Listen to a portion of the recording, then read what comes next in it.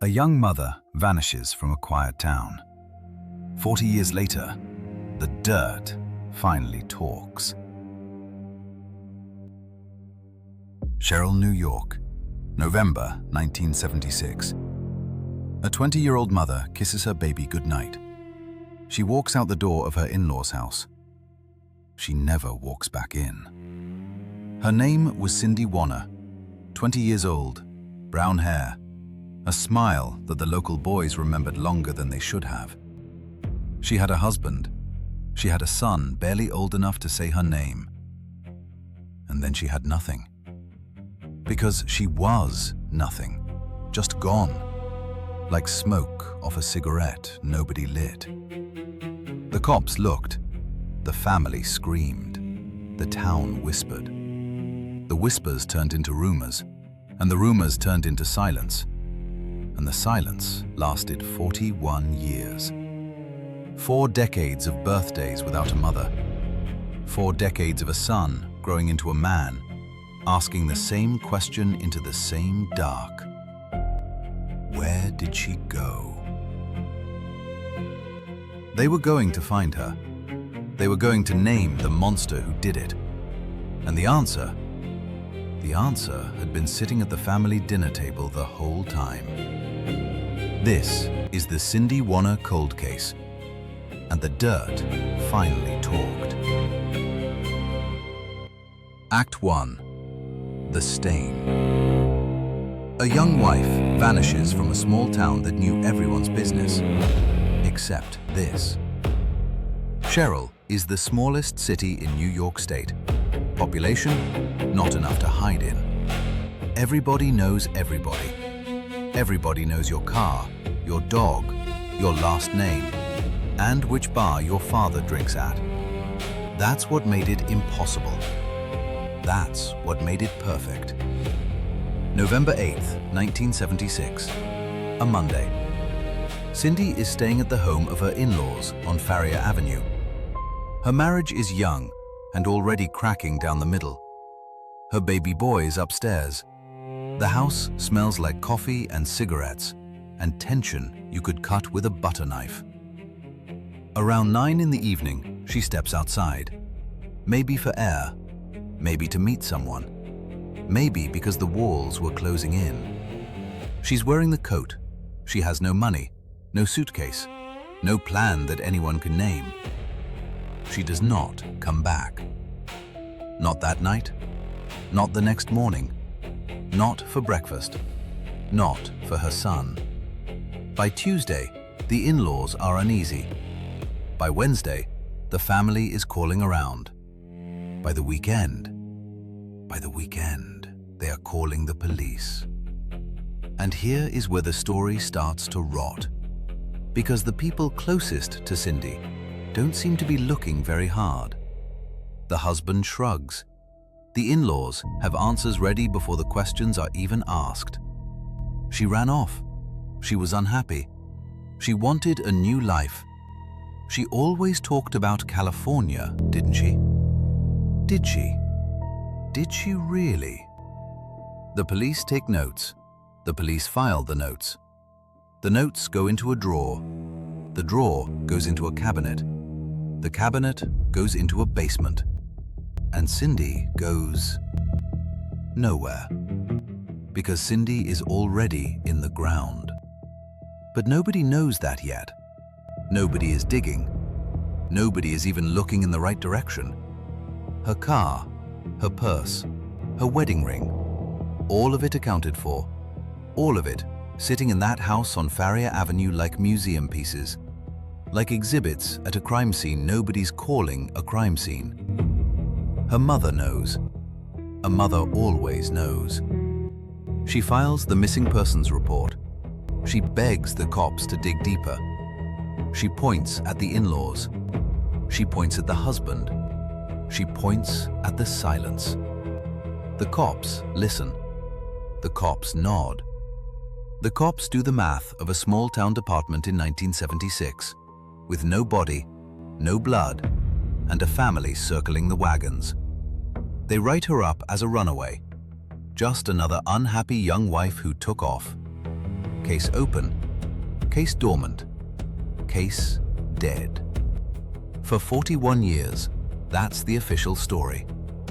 The wife who walked away.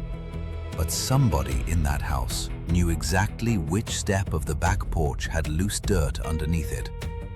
And somebody in that house was going to sleep just fine for the rest of his life. Until DNA learned how to crawl out of a grave. Act 2. The Shadows. Decades of dead ends, family lies, and a mother who refused to bury her daughter without a body. The 70s became the 80s. Disco died. Cindy stayed dead. Nobody knew it yet. Her mother, Doris, refused to let go. She made phone calls. She wrote letters. She drove past that house on Farrier Avenue and stared at the windows and dared God to give her a sign. She got nothing. God was busy. God was always busy in upstate New York in the winter. The husband moved on. The in-laws moved on. Some moved out of state. Some changed numbers. Some seemed remarkably unbothered for people whose daughter-in-law had supposedly evaporated into thin air. Police did circle back. Different decades, different detectives. Same questions, same shrugs. Same alibis polished smooth as river stones by 40 years of repetition. She ran off. She wanted a new life. She always talked about California. California. The graveyard excuse of every domestic killer in the lower 48. In the 90s, investigators tried again. They re-interviewed family. They looked for credit card activity, social security numbers, driver's license renewals. Nothing. Cindy had not used a single document in her name since November 1976. A young mother vanishes without paperwork for decades, and nobody in law enforcement screams murder. They suspected. They always suspected. But suspicion is not evidence, and a small-town cop in 1995 with no body and no witness has exactly as much power as a small-town cop in 1976 with no body and no witness. Which is to say, none. The in-laws didn't have to hide her. They only had to outlive the people who cared. That was the strategy, whether anyone said it out loud or not. Wait. Just wait. Wait for Doris to die. Wait for the detectives to retire. Wait for the file to yellow. But Doris was tougher than the killer counted on, and so was her grandson, Cindy's baby boy, now a grown man with a question burned into his chest like a brand. He started bushing in the 2000s. He talked to cold case detectives. He talked to journalists. He talked to anyone who would listen. He wanted his mother back, even just her bones, even just a place to put flowers.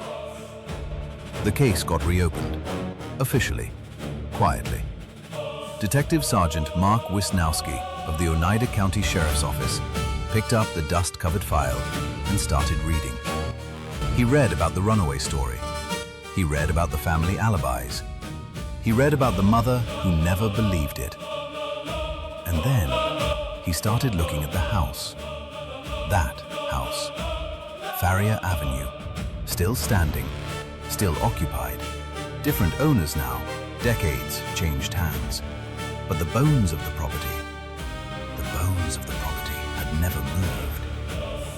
In 2017, investigators got a tip. The kind of tip you wait 40 years for. A whisper from inside the family circle. Someone old enough now, guilty enough now, tired enough now, to say what should have been said in 1976.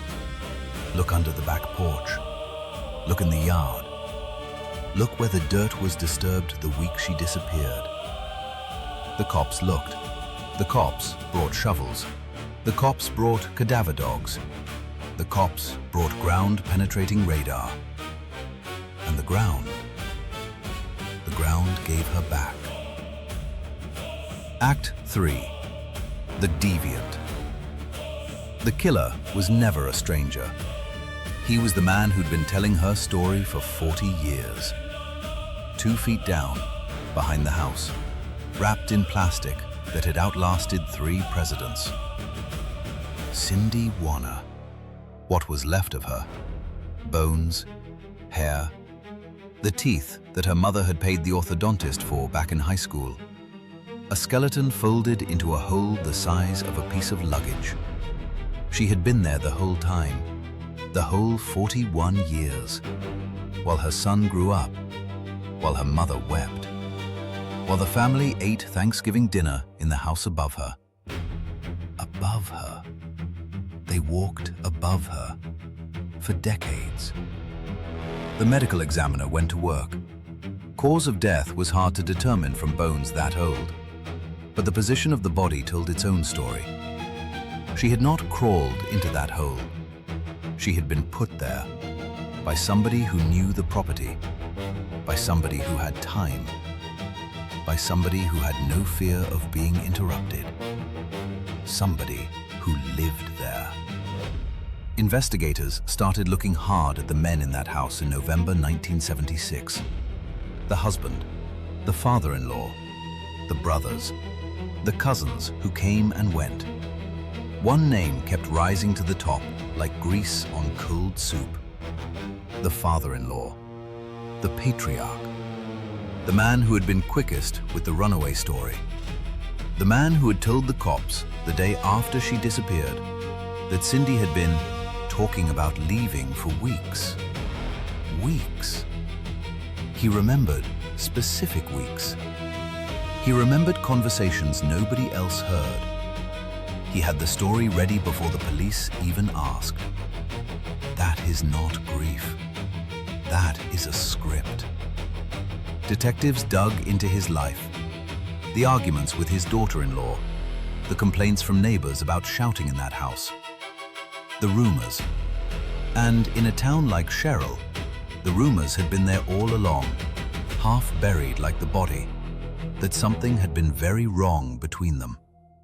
Some accounts suggested he had wanted her gone, permanently, that she had threatened to take the baby, that she had threatened to talk about what exactly the family was never going to say out loud. And here is the cruelest part. He was dead. He had been dead for years by the time they found her. He had gotten away with it. He had lived his full life. He had been buried in a cemetery with a headstone and flowers and grandchildren who cried at his funeral, while Cindy lay in a plastic shroud behind his house. He had won. But the investigation didn't stop, because in a cover-up that long, that complete, one man could not have done it alone. Somebody helped him dig. Somebody helped him lie. Somebody knew the next morning why his boots were muddy and why his daughter-in-law's coat was still on the hook. The cops started looking at the people still alive, the ones who had been in that house, the ones who had repeated the runaway story for 4 decades with straight faces and steady eyes. The trap was closing, and the people inside it were finally starting to feel the walls. Act 4. The trap. DNA, dental records, and a confession 4 decades in the making. The remains came back positive. Dental records, DNA from family samples. The science was airtight. Cindy Wanner, found, identified, November 2017. 41 years and 1 week after she walked out that door. Doris was still alive to hear it. Her mother, after all those years of being called crazy, of being told to move on, of being patted on the head by detectives who thought she was just a grieving woman with conspiracy theories. She was right. She had been right the entire time. The son, now in his 40s, finally had his answer. His mother had not abandoned him. His mother had been murdered, and his mother had been buried in his own grandfather's backyard. Process that. Sit with that for a second. The man who bounced him on his knee, the man who took him fishing, the man who carved the turkey at Christmas, that man had put his mother in the ground. Investigators announced the find. They named her. They held a press conference. They did not name a suspect, not yet, because the law needs more than instinct, even when instinct is screaming. But the family started to crack. You can hold a lie for 40 years when nobody is asking. You cannot hold it when the bones are on a coroner's table and the news cameras are on your lawn. Old relatives started talking, the ones with nothing left to lose, the ones who had been children in that house in 1976, the ones who had heard things, seen things, been told to forget things. A story emerged, pieced together from whispers and deathbed admissions, and one cousin who finally said what she had been carrying for 4 decades. There had been a fight, a bad one. The father-in-law and Cindy, voices raised, a threat made, a push maybe, a fall maybe, something worse maybe. The exact mechanics lost to time and silence. And then the body, and the shovel, and the hole, and the plastic, and the long, cold quiet of 41 years. The husband, Cindy's husband. Investigators looked at him hard too. What did he know?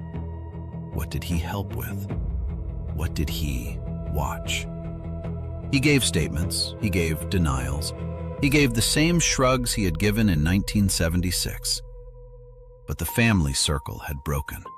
The wagons were no longer in formation, and the truth, decades late, was bleeding out into the open. No one was ever charged with her murder. The primary suspect was dead. The witnesses were old. The evidence was bones. But the case was officially closed, solved, marked with the name of the man the investigators believed had done it. Posthumous, hollow, but on the record. The runaway story was dead. The lie was dead. The killer was dead. And Cindy was finally coming home. Act 5. The Void. The killer escaped justice by dying first. The family escaped accountability by waiting him out. They held a funeral, 41 years late. Her son carried the casket. Her mother, now in her 80s, watched her daughter be buried for the second time, only this time in a real grave, with a stone, with a name. Cindy Wanner, 1956 to 1976. Beloved daughter, beloved mother. Missing for 41 years. Found at last. The town came out. The cops came out. The journalists came out. Strangers who had never met her stood in the cold and cried for a young mother they only knew from a black and white photograph. But here is the part that sticks in your throat. The part the system does not have an answer for. Nobody went to prison. Nobody stood trial. Nobody had to look Doris in the eye in a courtroom and explain why her daughter ended up in a hole behind a house. The killer beat the system by outliving it. He died of natural causes in a warm bed with family around him, with a priest if he wanted one. He got every kindness he denied her. And the people who knew, the people who repeated the runaway lie for 4 decades, who let Doris suffer, who let the son grow up motherless, who watched the cops walk away in 1976 and said nothing. They paid no price either. Some of them are dead. Some of them are old. Some of them moved away and built new lives and never spoke her name. That is the void. That is what cold cases look like, even when they are solved. Justice arrives, and it arrives too late, and it arrives carrying flowers instead of handcuffs. The Oneida County Sheriff's Office did good work. Detective Wisnowski did good work. The cadaver dogs did good work. Science did good work. The cousin who finally spoke did good work, even if it took her 40 years to find her voice. But good work cannot resurrect a young mother. Good work cannot give a son back the woman who would have raised him. Good work cannot undo 4 decades of a grandmother dying a little every November. The body came home. The truth came home. But Cindy never got to come home herself. She was 20 years old. She had a baby. She had a smile. She had a future that someone, in one bad moment, decided she did not deserve. And the ground kept her secret for 41 winters. The ground was a better friend to her killer than her family ever was to her. Epilogue. What the dirt finally said, what the silence cost. Sherrill is still a small town. Ferrier Avenue is still a quiet street. The house still stands. People drive past it now and slow down. They point. They tell their kids. They say, that's where they found her. That's where she was the whole time. Doris lived long enough to bury her daughter. That is not a happy ending. That is just a less cruel ending than the one she was supposed to get. The son visits the grave, a real grave with a real name. He brings his own children. He tells them about a grandmother they will never meet, but who loved them somehow, across 4 decades in one shallow hole. And the killer? The killer is in a cemetery too, with his own stone, his own flowers, possibly visited by the same family who watched him bury her. That is the math of evil in a small town. The monsters and the victims end up in the same dirt. Sometimes, only one of them is remembered. Cindy Wanner was 20 years old. She walked out a door in November 1976. She did not run away. She was taken. She was buried. She was lied about for 41 years. And the dirt remembered her name, even when nobody else would say it out